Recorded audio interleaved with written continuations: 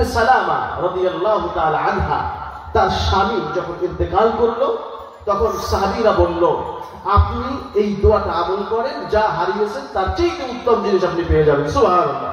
উম্মে সালামা চিন্তা করলো, আমি আমার স্বামী হারিয়েছি, আমার স্বামী কত ভালো স্বামী, তাকে হারানোর পরে আমি আর এর চাইতে উত্তম স্বামী, উত্তম জিনিস কিভাবে পাবো, কিভাবে সম্ভব? তারপরেও তিনি এই দোয়াটার উপরে আমল করে গিয়েছেন। সুবহানাল্লাহ। নবীজির মুখনিসৃত বাণী, তাই তিনি আমল করেছেন। কয়েকদিন পরেই দেখা গেল বিশ্ব নবী মুহাম্মদুর রাসূলুল্লাহ সাল্লাল্লাহু আলাইহি ওয়াসাল্লামের পক্ষ থেকে উম্মে সালামার জন্য বিবাহের প্রস্তাব দিয়েছে। সুবহানাল্লাহ। তাহলে নবীর চাইতে উত্তম স্বামী আর কে হতে পারে বলেন?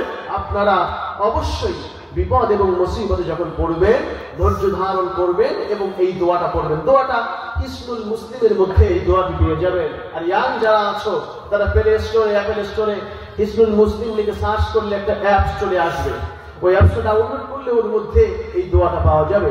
আপনারা এই দোয়াটা মুখস্থ করে নেবেন। ইন্না লিল্লাহি ওয়া ইন্না ইলাইহি রাজিউন। আল্লাহুম্মা আজুরনি ফি মুসিবাতি ওয়া আখলুফনি খায়রাম মিনহা। আল্লাহ, বিপদে আমি যা হারিয়েছি এক্ষেত্রে তুমি আমাকে সবর ইখতিয়ার করার তৌফিক দাও, আর এর বিনিময়ে তুমি আমাকে সওয়াব দান করো, উত্তম কিছু দান করো। সুবহানাল্লাহ। এই দোয়াটা করতে হবে।